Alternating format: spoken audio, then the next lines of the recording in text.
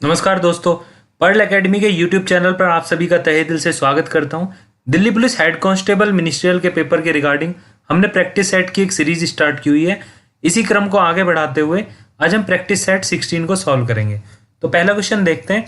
एक समकोण त्रिभुज की तीन भुजाओं की लंबाई क्रमशः x-2 सेंटीमीटर, x सेंटीमीटर और x+2 सेंटीमीटर है। तो x का मान बताओ। देखो, एक समकोण त्रिभुज लेते हैं, इसमें आधार ले लेते हैं हम x सेंटीमीटर, परपेंडिकुलर ले -2 सेंटीमीटर और कर्ण ले लेते हैं x+2 सेंटीमीटर। मैंने x+2 सेंटीमीटर इसलिए लिया क्योंकि कर्ण त्रिभुज में सबसे बड़ी भुजा होती है।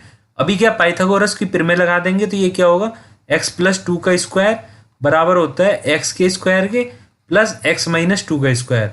ये होता है कि कर्ण का स्क्वायर बराबर आधार का स्क्वायर प्लस लंब का स्क्वायर। अभी इसको हम सॉल्व करेंगे, इसमें हम ब्रैकेट ओपन करेंगे तो ये क्या होगा, x square plus 4 plus 4x और इधर क्या होगा, एक्स स्क्वायर प्लस यहाँ पे भी एक्स स्क्वायर आएगा प्लस 4 माइनस 4x। अभी आप देखिए एक्स स्क्वायर से एक्स स्क्वायर कैंसिल हो गया और 4x इधर चला जाएगा तो ये क्या हो जाएगा 8x और 4 से 4 कैंसिल हो गया और इधर क्या बचा, x का स्क्वायर।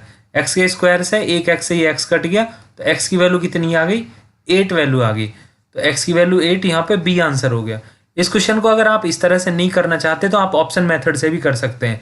अगर मैं x की वैल्यू 10 लेता हूँ तो ये x-2 की वैल्यू कितनी हो जाएगी, 8 और ये 10 मैंने लिया ही था और ये 12। अभी आप इसमें देखो ये ट्रिपलेट फॉर्म हो रहा है, नहीं हो रहा है, इसका मतलब ये आंसर नहीं है। मतलब 12 का स्क्वायर कितना 144 और 10 का स्क्वायर कितना हुआ 100 और 8 का स्क्वायर कितना हुआ 64। तो 164 144 के इक्वल नहीं है, मतलब पाइथागोरस प्रमेय यहाँ पे नहीं लग रही, तो ये नहीं होगा। दूसरा देखते हैं, 8 यहाँ पे रखते हैं तो 8-2 कितना हो गया 6 और ये 8 है ही और ये कितना हो गया 10। यहाँ पे पाइथागोरस थ्योरम अप्लाई हो रही है।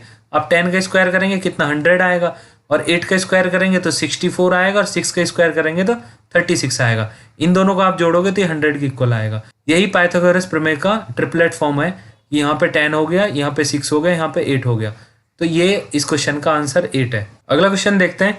ये कहता है 1 घंटे का y% 1 मिनट 12 सेकंड के बराबर है, तो y की वैल्यू बताओ। देखो 1 घंटे में कितने होते हैं, 60 मिनट होते हैं। मैं मिनट में बना लेता हूँ, तो इसका y% मतलब y/100 ये इक्वल है 1 मिनट 12 सेकंड के। इसको मैं मिनट में कन्वर्ट कर लेता हूँ तो 12 सेकंड क्या हो जाएगा 1/5। तो इसको क्या लिखूंगा 5×1=5 और एक 6/5। ठीक है, इधर से ये 60y/100 की वैल्यू क्या आ गई 6/5। 5 से ये कट जाएगा 20 बार और 6 से ये 60 कट जाएगा 10 बार और 10 से 20 कट जाएगा 2 बार, मतलब y/2 बराबर 1। तो यहाँ से क्या y की वैल्यू कितनी आ गई 2। तो इस क्वेश्चन का आंसर कौन सा हो गया, ए इसका आंसर हो गया। अगला क्वेश्चन देखते हैं। एक संख्या से 15 घटाने पर वह घटकर 80% रह जाती है, उस संख्या का 40% क्या है। देखो कोई भी संख्या अपनी क्या 100% होती है। 100% में से क्या किया इसने 15 घटा दिया और ये क्या हो गया 80% बची। इसका मतलब क्या हुआ कि उसका 20% जो भी संख्या थी उसका 20% की वैल्यू 15 नहीं है क्या। अगर मैं इसमें से 15 पर घटा रहा हूँ और ये 80 बच गई, इसका मतलब क्या ये 20% ही तो घटाए तभी तो 80% बची होगी। तो 20% की वैल्यू अगर 15 है तो 40% की वैल्यू क्या होगी, इसका डबल कर देता हूँ तो 30 होगी। तो इसका आंसर कौन सा हो गया, सी इसका आंसर हो जाएगा। देखो अगला क्वेश्चन देखते हैं। उन सभी अभाज्य संख्याओं का जो 17 से बड़ी नहीं है उनका योगफल बताओ। तो पहले तो हमें यह देखना होगा कि 17 से छोटी अभाज्य संख्याएं कौन सी हैं। तो सबसे पहले कौन सी, 2, 3, 5, 7, 11, 13 और उसके बाद 17 और इन सबको हम जोड़ लेंगे तो ये क्या आएगा 58 इसका आंसर आएगा। तो हमारा आंसर कौन सा हो गया, बी हमारा आंसर हो जाएगा। पांचवा क्वेश्चन देखते हैं। ए एक काम का 1/6 भाग 5 दिन में कर सकता है और बी काम का 2/5 भाग 8 दिन में कर सकता है। ए और बी दोनों मिलकर उस काम को कितने दिन में कर सकते हैं। देखो ए की अगर हम बात करते हैं तो 1/6 भाग जो था वो कितने दिन में कर सकता है, 5 दिन में कर सकता है। तो मैं क्या देखता हूँ कि अगर मैं पूरा काम कराऊँ इससे तो 6 को मैं इधर ले जाता हूँ तो ये क्या है, तो ये पूरा काम 30 दिन में कर देगा। अभी मैं बी को देखता हूँ, बी क्या कह रहा है कि 2/5 भाग ये कितने दिन में कर देगा, 8 दिन में करेगा। तो अगर मैं इससे पूरा काम कराऊं, पूरा काम कराता हूं मैं इससे, तो 5 की इधर मल्टीप्लाई करेंगे और 2 से इसको डिवाइड कर देंगे। तो 2 से ये गया 4 बार और 5 चौक 20, मतलब ये 20 दिन में पूरा काम करेगा। अभी ये क्वेश्चन क्या हो गया कि ए जो है वो 30 दिन में करता है काम और बी जो है वो 20 दिन में करता है। ये ए हो गया, ये बी हो गया। इन दोनों का एलसीएम कितना हो गया 60। मतलब ए की कार्य क्षमता कितनी 2 हो गई और बी की कार्य क्षमता हो गई 3। अब ये कह रहा है अगर ये दोनों मिलकर काम करें तो दोनों अगर ये मिलकर काम करेंगे तो दोनों की कार्य क्षमता को ऐड कर दूंगा मैं, तो ये कितना हो जाएगा 5। मतलब ये 12 दिन में पूरा काम कर देंगे दोनों एक साथ मिलके। तो आंसर कौन सा हो जाएगा, ए इस क्वेश्चन का आंसर हो जाएगा। अगला क्वेश्चन देखते हैं। ये एक दिया हुआ है कि इसका कह रहा है सरलीकृत मान बताइए। देखो 0.25 का स्क्वायर रूट करेंगे तो क्या आएगा 0.5 आएगा। 225 15 का स्क्वायर होता है तो यहाँ पे क्या है 1.5 आ जाएगा। 2 पॉइंट फालतू है यहाँ पे, ये क्या आएगा 15 5 75, तो 2 पॉइंट लगा देंगे तो 0.75। इसका आंसर कौन सा हो गया, सी इसका आंसर हो जाएगा। अगला क्वेश्चन देखते हैं। ये बार का क्वेश्चन है। ये कह रहा है इसका दशमलव भिन्न किसके बराबर होगा। इस क्वेश्चन को मैं अभी यहाँ पे शॉर्ट ट्रिक से बता रहा हूँ, बट इसके लिए मैं एक अलग से एक वीडियो बनाऊंगा बार सिस्टम वाली, जिसमें मैं इसको पूरा एक्सप्लेन करूंगा। तो इस क्वेश्चन को कैसे सॉल्व करेंगे कि इसको पहले पूरा नंबर लिख लीजिए जितना भी है, ये 2349 लिखा हुआ है, और माइनस करेंगे बार से पहले का जो नंबर लिखा हुआ है। तो बार से पहले का क्या लिखा हुआ है 23, पॉइंट नहीं लगाएंगे, डायरेक्टली ऐसे ही लिखेंगे जहां तक भी बार है। अगर 9 पे सिर्फ होता तो हम इसको यहाँ 234 लिख देते, और बटे में क्या करेंगे जितने नंबर पे बार है, जितने डिजिट पे बार है उतने 99 करके लिख लो। 2 पे इसलिए 2 बार लिख लिया, और जहां तक पॉइंट बचा हुआ है क्योंकि 3 पे बार नहीं है इसलिए हम यहाँ पे 0 ले देंगे। मैं इसको पूरे डिटेल में एक अलग से वीडियो बना के समझा दूंगा। तो इसको सॉल्व करते हैं। ये हो गया 23 और यहाँ पे आ गया 26 और अपॉन में आ गया 990। ये इसका आंसर कौन सा हो गया, इसका आंसर बी हो जाएगा। अगला क्वेश्चन देखते हैं। एक दुग्ध विक्रेता के पास 21 लीटर गाय का दूध है, 42 लीटर टोंड दूध है, 63 लीटर डबल टोंड दूध है। यदि वह उन्हें टीन के डब्बों में इस प्रकार पैक करना चाहे कि हर डिब्बे में उतना ही लीटर दूध हो और किसी भी 2 तरह के दूध को एक डिब्बे में मिलाना ना चाहे, तो डिब्बों की अपेक्षित न्यूनतम संख्या बताओ। देखो ये 3 वैल्यू हैं 21, 42 और 63। इनमें सबसे जो इस तरह का जो पैकेट बनेगा जिसमें सबसे कम से कम हो और दूध भी ना मिलाना पड़े, तो इनका HCF निकाल लो आप सीधा सीधा, कि जो भी बड़ी वैल्यू होगी हाईएस्ट कॉमन फैक्टर, मतलब जो बड़ी वैल्यू होगी और इसमें कॉमन होगी, तो इसकी बड़ी वैल्यू और कॉमन क्या है, ये 21 आ गया। मतलब 21 लीटर का एक टीन का डब्बा आप बना लो। उससे क्या होगा 21 लीटर का आपने डब्बा बना लिया, ठीक है, तो ये 21 लीटर था तो ये एक डब्बे में ही आ जाएगा। ये 2 डब्बे जरूरत पड़ेंगे और इसके लिए कितने डब्बे जरूरत पड़ेंगे 3, तो मिनिमम कितने डब्बों की जरूरत पड़ी, इनको जोड़ दो आप, 3 2 5 और 6 डिब्बों की जरूरत पड़ेगी आपको सारा दूध पैक करने के लिए। तो इसका आंसर कौन सा हो गया, 20 का आंसर हो जाएगा। अगला क्वेश्चन देखते हैं। 100 और 600 के बीच 4 तथा 6 दोनों से भाज्य पूर्णांकों की संख्या है। देखो 4 से भी विभाजित होना चाहिए और 6 से भी विभाजित होना चाहिए। ये एक ही केस में हो सकता है जब हम 4 और 6 का एलसीएम ले लें। तो 4 और 6 का एलसीएम लिया, ये क्या आ गया 12। अब है 100 और 600 के बीच निकालना है, मतलब 100 से बड़ा और 600 से कम। तो 100 से बड़ा क्या 101, 101 में कर लेते हैं 12 से भाग, तो ये कितना हो जाएगा 12 8 96। उसके बाद जो रिमाइंडर बचेगा हमको उससे कोई मतलब नहीं है, ठीक है, 8 आ गया। इसके अलावा 600 से कम मतलब हम 599 ले लेते हैं, उसको 12 से भाग दे लेते हैं, तो ये कितना आएगा 12 चौक 48, आगे बचे 11 और 9 उतार लिया, 12 निम्मा 108। आगे जो रिमाइंडर बचा उसको छोड़ दो, मतलब 49 आ गए 599 तक और 101 तक आ गए 8, ठीक है। अभी हमें इनके बीच में देखना था, तो 49 में से आप 8 को माइनस कर दो, तो ये कितना 41 ऐसे नंबर आएंगे जो 4 और 6 दोनों से विभाजित होंगे। तो आंसर कौन सा हो गया, सी हो जाएगा। अगला क्वेश्चन देखते हैं। एक ठोस बेलन से जिसकी ऊंचाई 12 सेंटीमीटर और व्यास 10 सेंटीमीटर। एक ये मैंने बेलन बना लेता हूं, इसका क्या है हाइट दे रखी है और रेडियस दे रखी है। रेडियस कितनी है 5 सेंटीमीटर और हाइट कितनी है 12 सेंटीमीटर। अभी क्या कह रहा है, इसमें सेम आधार से एक शंकु बनाया जाता है, तो इसमें से बेलन में से शंकु को काट के अलग निकाल लिया। तो इसमें हमको करना क्या है कि बेलन का जो आयतन था उसमें से शंकु के आयतन को माइनस कर देंगे, क्योंकि ये सेम आधार पे बना हुआ है और ऊंचाई भी सेम है, इसलिए दोनों की रेडियस और हाइट सेम हो जाएगी। जो भी बचा हुआ भाग है उसका आयतन क्या आ जाएगा, पाई आर स्क्वायर एच में से 1/3 पाई आर स्क्वायर एच को हम माइनस कर देंगे, तो ये 1 में से 1/3 जाएगा, तो ये कितना 2/3 पाई आर स्क्वायर एच बचेगा। और ये मैं वैल्यू पुट कर देता हूँ, तो कितनी पाई हो गया 22/7, रेडियस कितनी थी 5, तो ये हो जाएगा 25 और हाइट हो गई 12। इसको हम सॉल्व करेंगे तो ये आ जाएगा 628.57 सेंटीमीटर क्यूब। तो इसका आंसर कौन सा हो गया, सी इस क्वेश्चन का आंसर हो जाएगा। 11वां क्वेश्चन देखते हैं। एक वस्तु के अंकित मूल्य पर 12% की छूट देने के बाद वह 880 रुपए में बेची गई, उसका अंकित मूल्य है। देखो मैंने मान लिया 100 रुपए था MRP, ठीक है ना। और इस पे क्या है 12% की छूट दे दी, एमआरपी पे ही डिस्काउंट चलता है या छूट चलती है, तो ये कितने की होगी 88 रुपए का हो गया सेलिंग प्राइस। पर ये क्वेश्चन क्या कह रहा है कि ये 880 रुपए में बेची गई, तो 88 नहीं है, इसके हिसाब से कितना है 880। तो 88 को 880 कैसे बना सकता हूँ मैं, 10 से मल्टीप्लाई करनी होगी। इसका मतलब जो हमने एमआरपी माना था उसमें भी 10 से मल्टीप्लाई करनी होगी, तो ये वैल्यू कितनी आ जाएगी 1000 रुपये। तो इसका एक्चुअल में एमआरपी है कितना 1000 रुपये। तो ऑप्शन कौन सा है, सी ऑप्शन इसका सही हो जाएगा। 12वां क्वेश्चन देखते हैं। एक व्यापारी अपनी वस्तुओं पर क्रय मूल्य से 20% अधिक मूल्य अंकित करता है। यदि वह नगद भुगतान के लिए 5% छूट देता है तो उस लेन देन के लिए उसका लाभ प्रतिशत बताओ।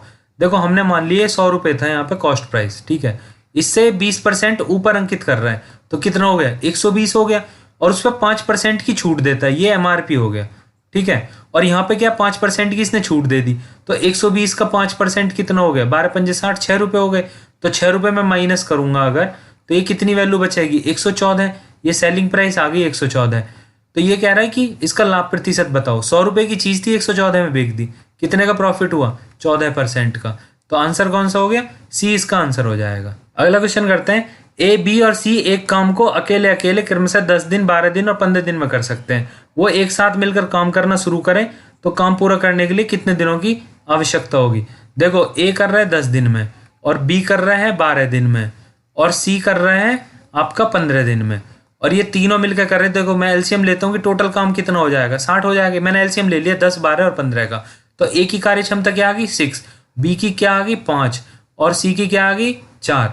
ये रेशियो है एक्चुअल में, ऐसा नहीं है कि 60 काम होगा और इनकी कार्य क्षमता 6, 5 और 4 होगी, बट इस रेशियो में ये ठीक है। इसकी अगर 6 होगी तो इसका 5 है रेशियो। ये एग्जैक्ट वैल्यू नहीं होती है कभी भी, पर इससे हम क्वेश्चन को सॉल्व कर सकते हैं।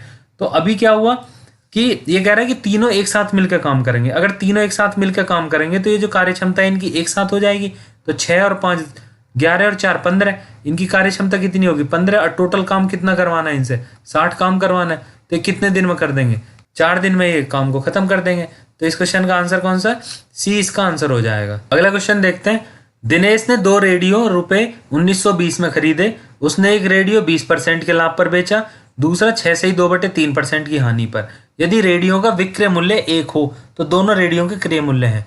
देखो क्रय मूल्य दोनों का दिया है पर कंबाइंड दिया, अलग अलग पूछ रहा है, तो मेरे को ये नहीं पता उनका क्या रेशियो है जिसमें 1920 को मैं डिवाइड करूं। पर इसने क्या दिया है कि एक को 20% के प्रॉफिट पे बेचा। 20% क्या होता है 1/5, और 6 से ही 2/3 की हानि पे बेचा, तो ये क्या होता है 1/15। ठीक है, एक को हमने 5 की चीज थी, हमने 1 का प्रॉफिट लेके बेचा, मतलब 6 पे बेच दिया। ये सीपी था, ये एसपी था। और दूसरे वाले को 1/15, ये जो हानि बताई हुई है, मतलब 15 का था ये आइटम, और 1 की हानि हुई, मतलब 14 की बेच दी। इस क्वेश्चन में क्या बोल रहा है कि रेडियो का विक्रय मूल्य समान है, तो मेरे को सेलिंग प्राइस दोनों का बराबर करना होगा विक्रय मूल्य। तो इन दोनों का एलसीएम देखो कहाँ पे आ रहा है, 42 पे आ रहा है। तो 6 में 7 से गुणा कर लो, तो इधर 14 में भी 3 से गुणा करनी पड़ेगी, दोनों 42 हो गए। अब यहाँ पे किए तो इधर भी 7 से करनी होगी, और इधर 3 से किए तो इधर भी 3 से करनी होगी। अब देखो नई वैल्यू क्या आएंगी, नई वैल्यू क्या आएगी, ये 35 हो जाएगी और ये 42 हो गया, और इधर क्या ये 45 हो गया और ये 42 हो गया। देखो सेलिंग प्राइस सेम कर दिया हमने, इसने खुद ही बोला था कि विक्रय मूल्य सेम है। अभी ये जो सीपी की रेशियो आई है 35 और 45, तो ये क्या है एक्चुअल में, यही तो मैं चाह रहा था कि इनका अलग अलग रेशियो आ जाए। तो ये क्या है 35 और 45 का रेशियो है। इसको 5 से मैं डिवाइड कर देता हूँ, 5 7 35 और 5 9 45, मतलब 7 और 9 आ गई, और इन दोनों का टोटल कितना हो जाएगा 16। पर एक्चुअल में है कितनी वैल्यू 1920। देखो हमारे हिसाब से जो हमने रेशियो निकाली वो 16 निकाली, और इसकी एक्चुअल वैल्यू क्या है 1920। इसका मतलब 16 से मैं इसको भाग कर लूंगा तो मेरे को पता चल जाएगा कि कितने की गुणा करूं तो 1920 आए। 120 की गुणा करनी पड़ेगी। इसका मतलब यहाँ पे अगर एग्जैक्ट वैल्यू निकालनी है तो 120 की गुणा करनी होगी। तो ये हो गया 12 7 84 840, और 12 निम्मा 108, ये 1080। ये इनकी एक्चुअल वैल्यू आ गई। तो इस क्वेश्चन का आंसर कौन सा हो गया, 20 क्वेश्चन का आंसर हो जाएगा। अगला क्वेश्चन करते हैं। 30 किलोमीटर की दूरी चलने में अभय को समीर से 2 घंटे अधिक लगते हैं। यदि अपनी चाल अभय दुगनी कर दे तो समीर से 1 घंटा कम लगेगा। अभय की चाल बताओ। देखो 30 किलोमीटर चल रहे हैं और इसकी चाल कितनी है, मैं ए ही मान लेता हूँ। इसको सवाल को मैं इस वाले मेथड से कर रहा हूँ कि समय बराबर दूरी बटे चाल। तो ये अभय का टाइम आ गया, और ये क्या कह रहा है कि 2 घंटे ज़्यादा लगते हैं समीर से। समीर ने भी 30 किलोमीटर चला, इसकी स्पीड में मान लेता हूँ एस, और 2 घंटे फालतू लगे अभय को क्योंकि इसकी स्पीड कम होगी। और दूसरी कंडीशन में क्या कहता है कि अभय ने अपनी चाल 2 गुनी कर दी। ठीक है, अभय की चाल हम 2 गुनी कर देते हैं, तो क्या हुआ, समीर से 1 घंटा कम लगा उसको, तो इसका कम टाइम लगा, तो इसको ज़्यादा टाइम लगा होगा समीर को 1 घंटा, तो ये बराबर 1 कर देते हैं। इन दोनों को हम जोड़ देते हैं तो इससे ये कैंसिल हो गया और 30/a माइनस 30/2 आ जाएगा। को मैं कॉमन ले लेता हूँ, तो यहाँ पे क्या 1 और यहाँ पे क्या 1/2 बचेगा।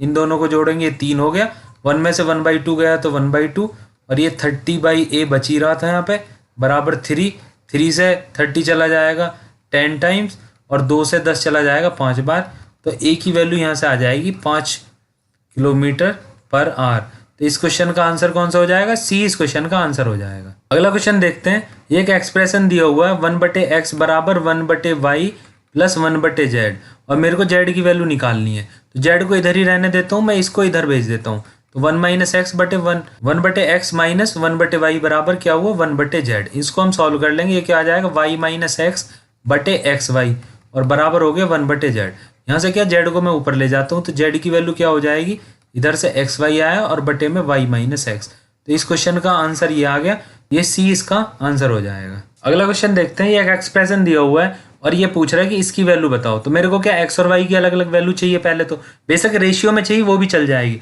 बट वैल्यू तो चाहिए ना मेरे को, तो 3 की यहाँ पे गुणा करता हूँ, ये क्या हो गया 9x प्लस 6y, और इधर इसको इधर गुणा करूंगा तो ये क्या आएगा 12x माइनस 8y। x को एक तरफ ले आओ, y को एक तरफ, इसको हम सॉल्व कर लेंगे, तो x को एक तरफ ले जाते हैं, 9x को इधर ले गए तो ये क्या 3x हो गया, और 8 को हम इधर लेके चले गए तो ये 14y हो गया। ठीक है, तो x की वैल्यू मैं बोल सकता हूँ कि 14 हो गई, और y की वैल्यू बोल सकता हूँ 3, या फिर हम ऐसे भी लिख सकते हैं कि x अपॉन वाई बराबर क्या हो गया 14/3। आप वैल्यू डायरेक्टली भी पुट करके क्वेश्चन को सॉल्व कर सकते हो, और x अपॉन वाई की वैल्यू भी। एक्चुअल में तो x अपॉन वाई ही रखना चाहिए, बट पेपर में उतना टाइम होता नहीं है कि आप हर तरीके से ही करके देखो इसको, आप डायरेक्टली भी वैल्यू पुट करोगे आपका आंसर आ जाएगा। 14 का यहाँ पे स्क्वायर हुआ 196, और 3 का स्क्वायर हुआ तो 9 आ गया, और बटे में यहाँ 14 का स्क्वायर हुआ 196 और माइनस का 9 हो गया।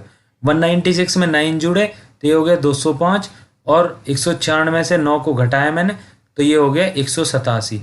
बी इसका आंसर हो जाएगा। देखो अगला क्वेश्चन देखते हैं। ये एक्सप्रेशन को बोल रहा है कि इसको सॉल्व करो, इसको मैं परिमेयकरण कर देता हूँ 1 माइनस कॉस थीटा का, तो 1 माइनस कॉस थीटा का अपोजिट हुआ 1 प्लस कॉस थीटा, इसकी नीचे भी और ऊपर भी दोनों जगह गुणा कर देंगे, जिससे क्या है कि इसका परिमेयकरण हो जाएगा। तो ये नीचे में क्या आ जाएगा 1 माइनस कॉस स्क्वायर थीटा हो जाएगा, ये a माइनस बी है, ये a प्लस बी है, तो a minus B a plus B क्या होता है a square minus B square, तो ये 1 माइनस कॉस स्क्वायर थीटा हो गया, और ऊपर क्या हुआ 1 प्लस कॉस थीटा का होल स्क्वायर हो गया। ठीक है, अब ये ऊपर क्या है 1 प्लस कॉस थीटा का स्क्वायर, और ये नीचे क्या है साइन स्क्वायर थीटा हो जाएगा। ऊपर वाले को अभी ऐसे ही रखता हूँ मैं 1 प्लस कॉस थीटा का होल स्क्वायर। अब देखो स्क्वायर किया हुआ है, तो 1 प्लस कॉस थीटा का जो स्क्वायर है ये इससे रूट हट जाएगा, और जो स्क्वायर है इसका इससे रूट हट जाएगा, तो ये क्या बचेगा 1 प्लस कॉस थीटा और अपॉन में साइन थीटा। ठीक है, अभी साइन थीटा को 1 के भी नीचे ले लेता हूँ और कॉस थीटा के भी नीचे ले लेता हूँ, तो 1 अपॉन साइन थीटा क्या हो जाएगा कॉसेक थीटा, और cos theta upon sine theta क्या हो जाएगा कॉट थीटा। तो इस क्वेश्चन का आंसर हो जाएगा cosec theta plus cot theta, ये आ गया डी इसका आंसर है। अगला क्वेश्चन देखते हैं। कहता है एंगल XOY और एंगल YOZ दो आसन्न कोण है, मतलब एडजेसेंट एंगल है दोनों, ये पास पास में। एंगल XOY की वैल्यू दे रखी है 56 डिग्री, और एंगल YOZ की वैल्यू दे रखी है 34 डिग्री। तो पूछ रहा है कि एंगल XOZ की वैल्यू बताओ, ये पूरे की वैल्यू बताओ, तो 56 में 34 को जोड़ देंगे डायरेक्टली, ये 90 डिग्री आ जाएगा, तो आपका आंसर सी हो जाएगा।